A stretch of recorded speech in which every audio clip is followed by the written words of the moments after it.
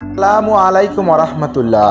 বনি ইসরায়েলের সময় এক ছোট্ট গ্রামে বারসিসা নামের অত্যন্ত একজন ধার্মিক ব্যক্তি ছিল। তাকে সন্ন্যাসীও বলা যেতে পারে। সে আল্লাহর একত্ববাদে বিশ্বাস করত এবং বিশ্বাস করত যে ঈসা আলাইহিসসালাম আল্লাহর রাসূল। সেই গ্রামে 3 ভাই এবং এক বোনও বসবাস করত। সেই ভাইদের জিহাদের জন্য ডাকা হলো, কিন্তু তারা বোনকে রেখে যেতে চাইল না। কার কাছে রাখবে চিন্তা করতে লাগলো। গ্রামবাসী বারসিসার কথা বলল, কারণ গ্রামের সবাই বারসিসাকে উত্তম চরিত্রবান হিসেবে জানত।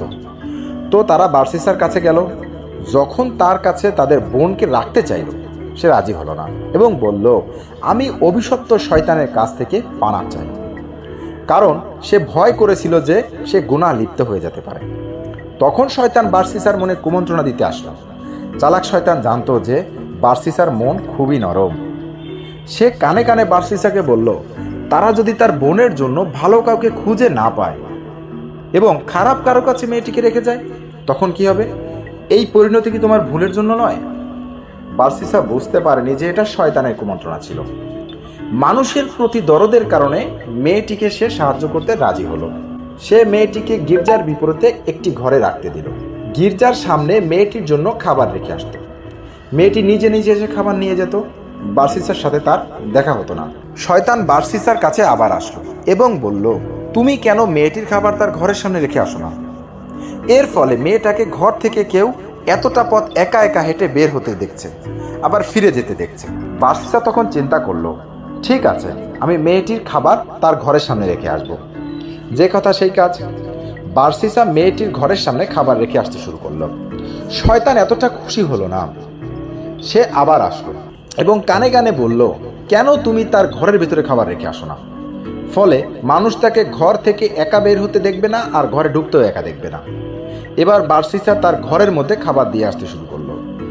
শয়তান আবার বারসিসার কাছে আসলো এবং বলল, মেয়েটার সাথে তোমার কথা বলা উচিত। এভাবে একা থাকলে সে পাগল হয়ে যেতে পারে। বারসিসা মেয়েটির কথা চিন্তা করে তার সাথে রুমের আড়ালে কথা বলতে শুরু করলো।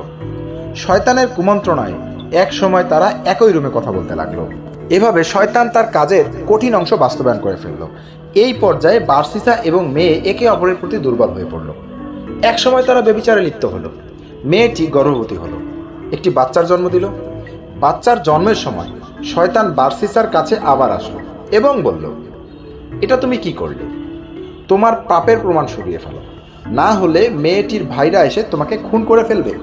বারসিসা বাচ্চাটিকেও খুন করলো, ওই ঘরের মেঝেতে পুঁতে দিল। শয়তান আবার আসলো, তুমি এক নারীর সন্তান হত্যা করেছো এবং আশা করছো যে তাকে কিছুই বলবে না। তখন বারসিসা মেয়েটিকেও খুন করে ফেলল এবং তাকেও ওই ঘরের মেঝেতে পুঁতে রাখলো।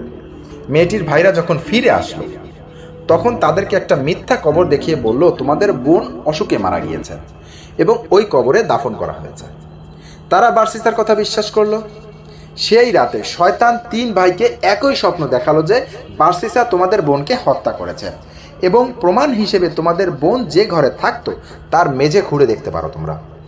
ঘুম ভাঙলে তারা একে অপরের সাথে স্বপ্নের বিষয়ে আলোচনা করলো এবং তারা বুঝতে পারলো তারা 3 জনই একই স্বপ্ন দেখছে। যাচাই করার জন্য তারা বারসিসার এলাকায় গিয়ে প্রথমে বারসিসা যে কবরটা দেখালো তার বোনের কবর কিনা, সেই কবরটা খুঁড়ে দেখলো এবং সেখানে কিছুই পেল না। পরবর্তীতে বারসিসা তার বোনকে যে ঘরে রেখেছিল সেই ঘরের মেঝে খোঁড়া হলো এবং সেখানে একটা বাচ্চার লাশ এবং তার বোনের লাশ পান। তারা বারসিসাকে সাথে সাথে ধরলো এবং বলতে বাধ্য করলো আসলে কি হয়েছিল। তারপর তারা তাকে নিয়ে রাজার কাছে চলে গেল। রাজা তাকে শিরোচ্ছেদের আদেশ দিলেন। যখন বারসিসাকে শিরোচ্ছেদ করতে নিয়ে যাওয়া হচ্ছিল, তখন শয়তান তার কাছে আবার আসলো, কিন্তু এবার ওয়াসওয়াসা দিতে নয়, এবার মানুষের রূপ নিয়ে আসলো। এসে বলল, শোনো বারসিসা, আমি হলাম শয়তান। তোমার এই অবস্থা তোমার চিন্তায় হয়নি, আমি করেছি, আর একমাত্র আমি তোমাকে বাঁচাতে পারি যদি তুমি আমার কথা মেনে চলো। বারসিসা বলল, আমাকে কি করতে হবে? শয়তান বলল, আমাকে সিজদা করো, আমি তোমাকে রক্ষা করব। সে বাঁচার জন্য মরিয়া হয়ে গেল এবং শয়তানকে সিজদা করলো। সাথে সাথে সে কাফের হয়ে গেল। সিজদা করার সাথে সাথে শয়তান বলল, আমি এখন তোমার থেকে মুক্ত, আমি আল্লাহকে ভয় করি যিনি বিশ্বজগতের প্রতিপালক। এই বলে শয়তান সেখান থেকে পালিয়ে গেল। এবং বার্সিসার শিরচ্ছেদ করা হলো। কিয়ামতের দিন বার্সিসাকে যখন জীবিত করা হবে তখন সে শয়তানকে সিজদা করতে করতে উঠে দাঁড়াবে। দেখুন শয়তান কিভাবে বার্সিসাকে ফাঁদে ফেলেছিল।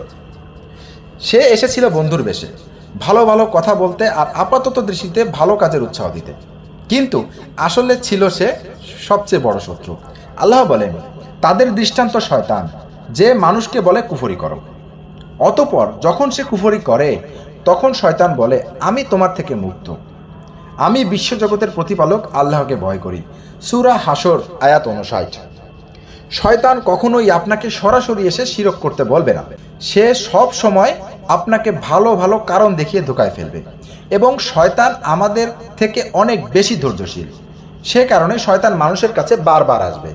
কাহিনীটা নিয়ে একটু চিন্তা করে দেখুন, শয়তান যদি প্রথমেই এসে বার্সিসাকে বলতো আমাকে সেজদা করো, বার্সিসা কখনোই তা করতো না।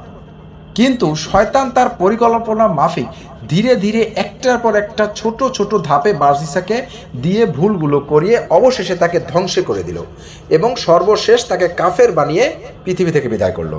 হে আল্লাহ, আমাদের সবাইকে অভিশপ্ত শয়তানের ধোঁকা থেকে রক্ষা করুন। আমিন।